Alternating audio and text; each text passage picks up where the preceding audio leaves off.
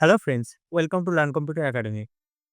শেষ ভিডিওতে আমরা দেখেছিলাম যে ইউআরএল কি, ইউআরএল এর সম্পর্কে আমরা ইনডেপথ জেনেছিলাম। সেখানে কোর্স অরিজিনের ব্যাপারেও করেছিলাম। আপনারা যদি না দেখে থাকেন সেই ভিডিওটা অবশ্যই আগে দেখে নেবেন, তারপর আজকের ভিডিওটা ফলো করবেন। তো চলুন আমরা শুরু করি। তো গত যে ভিডিওগুলোতে আমরা একটা অ্যাপ বিল্ড করছিলাম যেখানে আমরা ইমেজ ফেচ করে আনছিলাম। তো সেখানে আমরা শুধু সার্চ যে ফিল্টার যেটা ছিল সেটা আমরা এখানে এড করেছিলাম। আর ইমেজগুলোকে ফেচ করে নিয়ে এসেছিলাম। এবার তারপরে আমি কি করেছি, আমি অল্প কিছু সিএসএস এর মাধ্যমে এখানে একটা ফিচার আমি এড করেছি যে, আমি যখন নেক্সট বাটন বা প্রিভিয়াস বাটনে আমি যখন ক্লিক করব, তো প্রত্যেকটা ক্লিকে একটা নতুন ফাংশন কল হচ্ছে এবং আমার স্ক্রিনে নতুন ফটো এখানে কিন্তু জেনারেট হচ্ছে। হয়তো আপনারা খেয়াল করে দেখছেন যে এখানে আমি প্রত্যেকটা ক্লিকে এখানে 12 ইমেজেস নিয়ে আসছি। আর এটাকে আমি কিন্তু এখান থেকে কন্ট্রোলও করতে পারি। তো প্রত্যেকটা আ আমি স্টেপ বাই স্টেপ আপনাকে দেখাবো। জিনিসটা খুব একটা কমপ্লিকেটেড এমন কিছু নয়। তো আমি যখনই এখানে ক্লিক করব, তো খেয়াল করে দেখুন ১ম ফার্স্ট স্ক্রিনে আমি কিন্তু ৪ খানা ইমেজ এনেছিলাম, তাই না? ১, ২, ৩, ৪ এখানে আইডি গুলো দেখতে পাচ্ছেন। আর নেক্সট বাটনে যখন ক্লিক করছি তার পরের যে ৪ টে ইমেজ আছে সেখানে কিন্তু এসছে। এভাবে আপনার কিন্তু চলতে থাকবে। তো এখন এই জিনিসটা আমরা কিভাবে অ্যাচিভ করতে পারি? তো চলুন দেখি। সবার ১ম এ আমরা যে লিঙ্কটা নিয়ে কাজ করছি, অর্থাৎ যে এপিআইটা নিয়ে কাজ করছি সেটার বিষয়ে একটু ইনডেপথ জেনে নিই। তো এটা হলো লোরেম পিক্সাম। তো লোরেম পিক্সামে কি আছে, আমি স্ক্রিনটা ফুল স্ক্রিন করছি। আচ্ছা, এখানে দেখুন। আর সবার আগে আরেকটা জিনিস বলতে চাইছি, এই পেজের কোনো ডার্ক মোড, লাইট মোডের কনসেপ্ট নেই। তো আপনাদের একটু আ চোখে হার্ড হবে যেহেতু স্ক্রিনটা পুরো হোয়াইট। তো একটু দেখবেন এটা। আচ্ছা। তো সবার ১ম এ নিচে চলে আসুন। দেখুন আমি কিন্তু এই লিঙ্কে হিট করেছিলাম। তো এই লিঙ্কে যখন আমি হিট করছি, তখন আমার কাছে কিন্তু এতগুলো ইমেজ বাই ডিফল্ট এখানে আসছিল। ওকে? 29 এখানে আইডি দেখাচ্ছি কিন্তু অ্যাকচুয়ালি যেহেতু এটা 30 থেকে শুরু হচ্ছে, তো এখানে কিন্তু 30 ইমেজেস আমি পাচ্ছিলাম। ঠিক আছে? এই অবধি আমরা বুঝেছিলাম। এবার আমাকে যে পেজিনেশন এর যে কনসেপ্ট অর্থাৎ এরকম নেক্সট পেজে ক্লিক করে পরবর্তী যে ইমেজগুলো সেগুলো আনতে হলে আমাকে কিন্তু এই যে লিঙ্কটা আছে নিচের, এই লিঙ্কটাকে কিন্তু আমাকে ইউজ করতে হবে। তো এই লিঙ্কে যদি আমি একটু ক্লিক করি, তাহলে খেয়াল করে দেখুন যে এই লিঙ্কে আমার আগের মতোই দেখতে পাচ্ছেন যে ইমেজ এসছে, কিন্তু এখানে হয়তো এখন খেয়াল করছেন যে আইডি দেখুন অনেক বেশি আছে এখানে 206। তো অ্যাকচুয়ালি এখানে যে লিঙ্ক থেকে যে ডেটাটা আসছে, তো সেটা কিভাবে আসছে আর কিভাবে এটা আমরা ম্যানেজ করব, তো সেই বিষয়টা আমাদের একটু জানতে হবে। তো এখানে যে লিঙ্কটা আছে সেই লিঙ্কটাকে আমি একটু কপি করে নিচ্ছি। কপি করার পরে উম এখানে আমি এক্সপ্লেইন করছি যে এখানে লিঙ্কটা কিভাবে সাজানো আছে। দেখুন, খেয়াল করে দেখুন, এখানে যে লিঙ্কটা রয়েছে সেই লিঙ্কটা হলো এই পর্যন্ত আমাদের কিন্তু সবকিছু ঠিকঠাক ছিল। তাই না? যে গত ভিডিও পর্যন্ত কিন্তু আমরা এই লিঙ্কটা দিয়েই কাজ করছিলাম। এরপরে একটা কোয়েরি স্ট্রিং বা প্যারামিটার এখানে অ্যাটাচ করা হয়েছে। তো সেটা কি? একটা কোয়েশ্চেন মার্কের পরে আমি আরেকটু জুম করছি।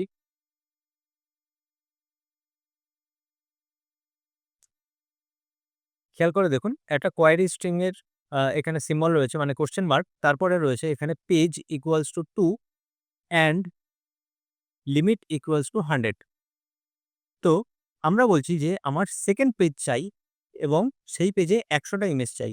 আমি যদি এখানে 1 লিখি তাহলে আমার এখানে আসবে ফার্স্ট পেজের ১০০ টা কনটেন্ট।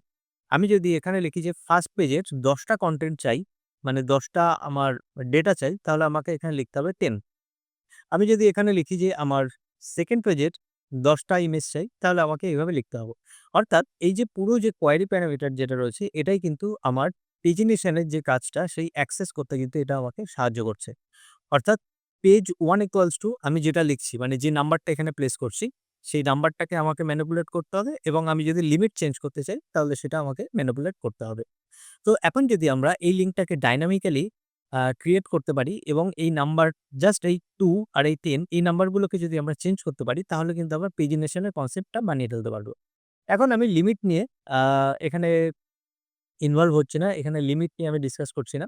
আমার শুধুমাত্র পেজিনেশন দরকার। তো আমাকে এই যে নাম্বারটা যেটা রয়েছে এখানে যে যেমন দেখতে পাচ্ছেন এই যে 2 পেজ ইকুয়ালস টু 2 এই নাম্বারটাকে যদি আমি কোনোভাবে এরকম ইনক্রিমেন্ট করতে পারি যেমন 1, 2, 3 কোনোভাবে যদি আমি ইনক্রিমেন্ট করতে পারি বা যদি ডিক্রিমেন্ট করতে পারি এভাবে, তাহলেই কিন্তু আমার নতুন একটা করে রিকোয়েস্ট যাবে এই লিঙ্কে এবং আমাকে নতুন কনটেন্ট কিন্তু ওখান থেকে আ জেনারেট করে দেবে।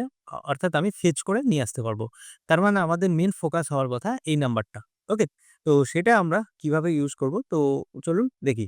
তো আমাদের মাথায় রাখতে হবে আমাদের কিন্তু এরকম একটা লিঙ্ক বিল্ড করতে হবে। তো এতটুকু যে লিঙ্কটা দেখতে পাচ্ছেন মানে যেটা আমরা এতদিন ইউজ করছিলাম, এত লম্বা যে প্রজেক্টের যে সিরিজ চলছিল সেখানে, এটাকে বলছে আপনার বেস ইউআরএল। ওকে? এটা হলো আমাদের বেস ইউআরএল। তার মানে এখান থেকে সমস্ত ডেটা আসছিল, এটা হলো আমাদের বেস। এবার এখানে যে আমি কোয়েরি স্ট্রিং বা প্যারামিটার লাগাচ্ছি, তো সেটা হলো আমাদের স্পেশালি যদি আমাদের এই লিঙ্কের সঙ্গে কিছু টুইকিং করতে হয়, তো সেক্ষেত্রে আমাদের এরকম এক্সট্রা কিন্তু প্যারামিটার দিতে হবে। আর আমি যদি প্রত্যেকবার অনেক সময় কি হয় আমাদের ব্রাউজারে যখন আমি একটা এই লিঙ্কে যখন আমি বারবার ক্লিক করব না, তো একটা সময় পরে দেখা যাবে যে এটা হলো ক্যাশে হয়ে গেছে। ব্রাউজারের ক্যাশেতে স্টোর হয়ে গেছে। তো এই লিঙ্ক থেকে আ কখনো আপনাদের কারোর হতে পারে যে এরকম যে নতুন কনটেন্ট হয়তো জেনারেট হয়ে আসছে না বা নেক্সট পেজে গেলে সে পুরনো কনটেন্টই দেখাচ্ছে। খুব রেয়ার এটা হতেও পারে আবার নাও হতে পারে। তো সেক্ষেত্রে আমরা কিন্তু এর সঙ্গে আরো এক্সট্রা প্যারামিটারও কিন্তু এইভাবে অ্যাটাচ করে দিতে পারি। যেমন এরকম টাইম স্ট্যাম্প এভাবে। তো এখানে আমি এরকম আ ডেট ডট নাও এরকম যদি আমি কিছু লিখে দিই, তো সেক্ষেত্রে আমরা কিন্তু এই যে ক্যাশের যে কনসেপ্টটা সেটার হাত থেকে বেঁচে যাবো। অর্থাৎ এটা হলো অপশনাল। অ্যাবসোলিউটলি এটা অপশনাল। এটাকে নিয়ে আপনার বেশি মাথা ঘামাতেও হবে না। যদি এরকম হয় যে নতুন কনটেন্ট আপনি দেখতে পাচ্ছেন না, তো তখন এরকম লিঙ্কের সঙ্গে এই জিনিসটা অ্যাটাচ করে দিতে পারেন। তাহলে প্রত্যেকবার আপনি কিন্তু ফ্রেশ একটা লিঙ্কে হিট করছেন। এটার মানে হলো তাই। যে পুরনো কনটেন্ট কিন্তু আপনাকে দিচ্ছে না। ওকে? বারবার আপনি ফ্রেশ লিঙ্কে হিট করছেন। তো এই যে স্ট্রাকচারটা, এই স্ট্রাকচারটাই আমাকে সাজাতে হবে। তো আমি আপাতত যে টাইম স্ট্যাম্প আছে এটা সরিয়ে দিচ্ছি বেশি কনফিউজ না করে। তো দেখুন আমি এখানে কি করেছি, পুরো যে কনসেপ্টটা সেই কনসেপ্টটা এখানে বোঝার চেষ্টা করুন যে আমি যখন এই লিঙ্কে আসছি না, তো যখন আমি এখানে ধরুন এখানে আমার ৪ টা ইমেজ দরকার। আর আমার ১ম পেজ দরকার। তো আমি যদি এখানে এইভাবে ক্লিক করি তাহলে দেখুন এই লিঙ্কে হিট করলে আমি কিন্তু ৪ টে ইমেজ পাচ্ছি। এখানে ৪ টাই আমার ডেটা এসছে। আমি যদি এখানে 2nd পেজে যাই 2 এভাবে টাইপ করি, তাহলে আমার পরবর্তী যে ৪ টে ইমেজ, সেই পরবর্তী ৪ টে ইমেজ কিন্তু এখানে এসছে। তো এইভাবে আমরা কিন্তু ম্যানিপুলেট করতে পারি URL কে। তো চলুন আমাদের প্রজেক্টে আমি কিভাবে এটা ইউজ করেছি সেটা আপনাকে দেখাই। তো আমরা এখানে বেসিক্যালি কোড আমি যেহেতু অলরেডি করেই রেখেছি, আপনাদেরকে এক্সপ্লেইন করে দিচ্ছি পুরো বিষয়টা কি। তো সবার ১ম এ এখানে আমি ২ টো বাটন নিয়েছি খুব সিম্পল। একটা হলো প্রিভিয়াস বাটন নিয়েছি, তার নাম রেখেছি ক্রিপ বাটন। একটা পেজ ইনফো বলে আরেকটা ডিভ নিয়েছি। আর আরেকটা হলো নেক্সট বাটন। ওকে? এগুলো সব আইডি আছে। তো প্রিভিয়াস বাটন আর এখানে যে পেজটা আমি আছি, যে পেজে কারেন্টলি রয়েছি সেই পেজটা দেখানোর জন্য আমি এখানে এই ডিভটা নিয়েছি। এটাতেই আমরা আ কনটেন্ট চেঞ্জ করে নতুন পেজের কনটেন্ট এখানে আমরা দিচ্ছি। আচ্ছা ব্যাস এতটুকুই। জিনিসটা হলো এই ৩ টেই বাটন। এই একটা বাটনে আমাদের পেজ ইনক্রিমেন্ট হবে, আরেকটা বাটনে আমাদের পেজ ডিক্রিমেন্ট হবে। ওকে? তো এবার আ এখানে খেয়াল করে দেখুন যে বাটনটা এখানে যেটা রয়েছে সেটা প্রিভিয়াস বাটন আমি এখানে ধরে নিয়েছি। তারপরে আমার কাছে আছে আ প্রিভিয়াস বাটনের মানে প্রিভিয়াস বাটন এটা আর এটা হলো পেজের যে ইনফো অর্থাৎ এই যে ইনফো সেটা। আর হলো আমার এখানে নেক্সট বাটন আছে। এবার আমি এখানে একটা ভ্যারিয়েবল অ্যাসাইন করেছি সেটা হলো কারেন্ট পেজ মানে এই মুহূর্তে আমি কোন পেজে আছি। আর আমি চাইছি প্রত্যেকটা পেজে আমার ৪ টা করে ইমেজ আসবে। এটা হলো আপনি আপনার মতন করে এখানে লিখতে পারেন, কোনো অসুবিধা নেই। তো এরপরে আচ্ছা প্রিভিয়াস বাটন বাই ডিফল্ট আমি আ ডিসেবল রাখতে চাইছি। যেহেতু আমি ফার্স্ট পেজেই রয়েছি তো এর আগের পেজে যাওয়া সম্ভব না। তো সেজন্য আমি কিন্তু previous button display disable true করে রেখেছি। ওকে? আচ্ছা। এরপরে আমরা গত ভিডিওতে কিন্তু শিখে নিয়েছিলাম যে আমরা কিভাবে আ আমরা আচ্ছা এখানে স্ক্রিনটা একটু বড় করে দেখাই।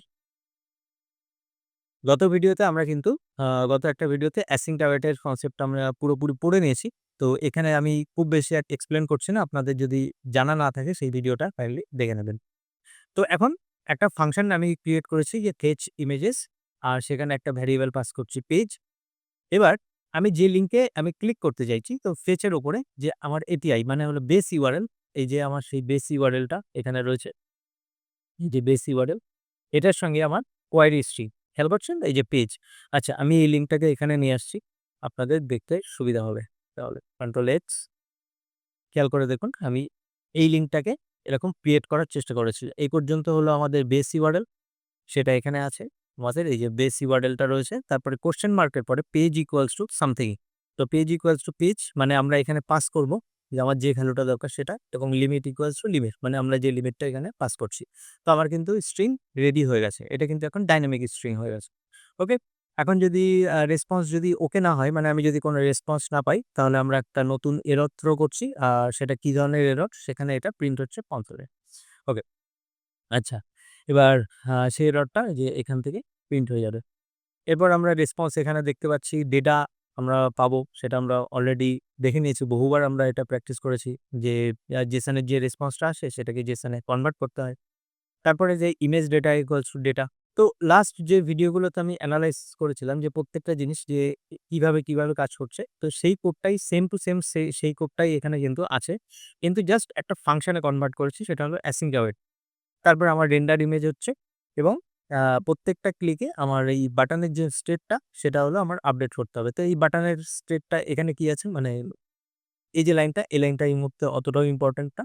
এটা আ পরে আমি এক্সপ্লেইন করে দিচ্ছি এটার মানে কি। আমাদের রেন্ডার ইমেজ এই পর্যন্ত হচ্ছে। তার মানে আমাদের ফার্স্ট পেজে ১ম ৪ টে ফটো আছে। দেখুন ১, ২, ৩, ৪।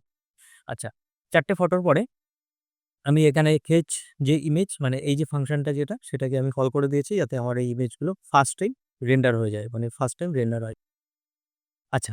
এখন এই যে আপডেট বাটন যেটা রয়েছে, সেই আপডেট বাটনের ব্যাপারটা হলো যে প্রিভিয়াস বাটন ডিসেবল থাকলেও যদি কারেন্ট পেজ হলো 1 হয়। মানে ফার্স্ট টাইম আমি যখন ফার্স্ট পেজে রয়েছি, তো প্রিভিয়াস বাটনের কিন্তু এখানে প্রয়োজন নেই। আমি যেহেতু এখানে পেজ 1 এ আছি, তাই না? তো পেজ 1 এ কিন্তু আমার প্রিভিয়াস বাটনের প্রয়োজন নেই। তো সেইজন্য আমি এটা কিন্তু ডিসেবল করে রেখেছি। নেক্সট হলো, এখন প্রিভিয়াস বাটন কি করে কাজ করছে? খুব সিম্পল, খুব ইজি জিনিস, বেসিক কনসেপ্ট। দেখুন, আমার যে এই যে কারেন্ট পেজ যেটা আছে না, কারেন্ট পেজ মানে কি? আমি ১ম পেজে আছি, আমি 1 লিখে রেখেছি, এটা হার্ড কোড করা।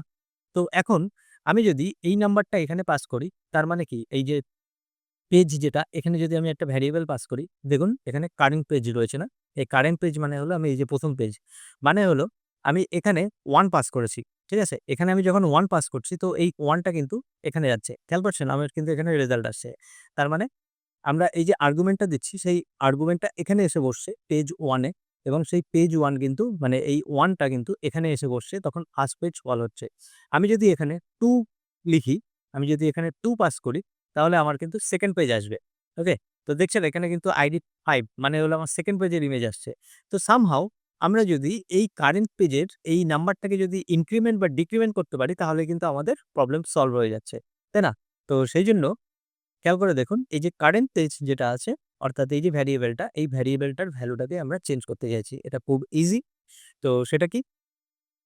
প্রিভিয়াস বাটনের উপর আমি অ্যাড ইভেন্ট লিসেনার অ্যাটাচ করেছি, এবং অ্যাড ইভেন্ট লিসেনারের যদি কারেন্ট পেজ যদি গ্রেটার দেন, এটা হলো জাস্ট ভ্যালিডেশন, যদি পেজের, মানে আমি যদি পেজ 1 এর পরিবর্তে পেজ 2, 3, 4, 5 থাকে, তো সেক্ষেত্রেই আমার ডিক্রিমেন্ট হওয়া উচিত। কারণ পেজ 1 এ আমি কি করে ডিক্রিমেন্ট করব, তাই না? পেজ 1 এর আগে তো 0, -1 এরকম তো যাওয়া সম্ভব না। তো সেইজন্য আমি পেজ 1 এর বেশি হলেই তবে আমরা এটাকে ডিক্রিমেন্ট করতে পারব। আর পেজ ইনপুট ইনার টেক্সট মানে হলো এই যে নাম্বারটা, এই নাম্বারটাও আমরা কিন্তু এখান থেকে ইনার টেক্সট হিসেবে পাস করছি, যে আমার কারেন্ট পেজ যেটা সেটা। মানে মোট কথা হলো এই যে ভ্যালুটা, এই যে কারেন্ট পেজের যে ভ্যারিয়েবলটা, এই ভ্যারিয়েবলটা নিয়েই কিন্তু আমাদের পুরো খেলাটা। তাই না? তো এই ভ্যালুটাকে বাড়াতে হবে, এই ভ্যালুটাকে কমাতে হবে। তারপরে যখন আমার ভ্যালুটা এখানে বেড়ে গেল কারেন্ট পেজের, মানে এখানে সরি, এখানে যখন কারেন্ট পেজের ভ্যালুটা ডিক্রিমেন্ট হলো, তো সেই সময় কিন্তু এই পেজটাকে আরেকবার রেন্ডার করতে হবে, তাই না? তো সেইজন্য fetch image ফাংশনটাকে আবার আমরা কল করছি সেই কারেন্ট পেজ দিয়ে। তার মানে আমি যখন ডিক্রিমেন্ট করছি এখানে, তার মানে নতুন নাম্বার এসে বসছে। একই রকমভাবে নেক্সট বাটন, নেক্সট বাটনের আ কাজটা কি? নেক্সট বাটনের কাজটা কিন্তু আমার পেজকে ইনক্রিমেন্ট করা। ওকে? তো সেক্ষেত্রে আমরা প্রিভিয়াস বাটনটাকে আবার ডিসেবল ফলস করে দিচ্ছি। আর সেই সঙ্গে কারেন্ট পেজটাকে কিন্তু ইনক্রিমেন্ট করছি। তো এই সিম্বলটা আপনাদের অবশ্যই সবার জানা আছে যে কারেন্ট পেজ প্রত্যেকবার এক করে ইনক্রিমেন্ট হবে। আর পেজ ইনার টেক্সট যেটা আছে সেটার মধ্যে কিন্তু এই ইনক্রিমেন্টের ভ্যালুটা দেখাবে, এবং এই ইমেজটাকে আমরা আবার ফেচ করছি। ওকে? তো পুরো যে কনসেপ্টটা সেটা হলো একটাই, যে আমাকে এই যে নাম্বারটা আছে, এই যে পেজের এই নাম্বারটা যেটা আছে, পেজ ইকুয়ালস টু 1, এটাকে যদি আমরা সামহাউ ইনক্রিমেন্ট বা ডিক্রিমেন্ট করতে পারি, তাহলে কিন্তু আমার প্রবলেম সলভ হয়ে যাবে। তাই না? তো সেইজন্যই আমরা কিন্তু এই দুটো বাটনের এখানে ব্যবহার করেছি। যে এই বাটন হলো ইনক্রিমেন্ট করবে। কোনটা ইনক্রিমেন্ট করছে? আমার এই কারেন্ট পেজকে। এই কারেন্ট পেজের ভ্যালুটাকে। আর এই যখন প্রিভিয়াস বাটনে ক্লিক করছি এটা কিন্তু সেই কারেন্ট পেজের ভ্যালুটাকে ডিক্রিমেন্ট করছে, মানে কমিয়ে দিচ্ছে। তো যখন বাড়িয়ে দিচ্ছে তখন আমরা পরবর্তী পেজে গিয়ে কিন্তু আবার কল করছি। তো কিভাবে কলটা হচ্ছে, যেহেতু এই ফেচ ইমেজ এই ফাংশনটা দায়ী আমার এই ইমেজগুলোকে রেন্ডার করার জন্য, সেই জন্য প্রত্যেকটা ক্লিকে, মানে এই যে প্রিভিয়াস বাটন দেখছেন, এই প্রিভিয়াস বাটনে ক্লিক করলে এই যে ফেচ ইমেজ আছে এই ফাংশনটা কল হচ্ছে। নেক্সট বাটনে যখন ক্লিক করছি তখনও আবার এই ফাংশনটাকে আমাকে কল করতে হচ্ছে। তো প্রত্যেকবার প্রত্যেকটা ক্লিকে কিন্তু আমার এই ফাংশনটাকে কল অবশ্যই করতে হচ্ছে। তো যেহেতু এই ফাংশনটা কল হচ্ছে এবং এই ফাংশনটার মধ্যে আমি যে ভ্যারিয়েবলটা পাস করেছি, যে নাম্বারটা আমি পাস করেছি, সেই নতুন নাম্বার নিয়ে কিন্তু এই এপিআইতে আবার কল যাচ্ছে এবং আমার কিন্তু ব্রাউজারে নতুন ফটো আবার জেনারেট হচ্ছে। তো এটাই কিন্তু আপনার প্রিভিয়াস আর নেক্সট এর কনসেপ্ট। আর এখন যদি এই পুরো কোড বেসটা, এই কোডটা যদি আপনাদের প্রয়োজন হয় তাহলে আমাদের কমেন্ট সেকশনে জানাবেন এবং ভিডিওতে যদি 30 লাইকস আসে তাহলে কিন্তু আমরা কোডটা আপনাদেরকে প্রোভাইড করে দেব। ওকে? আর চ্যানেলটা যদি লাইক, শেয়ার, সাবস্ক্রাইব না করে রাখেন তাহলে অবশ্যই কাইন্ডলি করে নেবেন। আজকের ভিডিও এতটুকু। আমাদের পরবর্তী ভিডিওতে আবার দেখা হবে। ধন্যবাদ।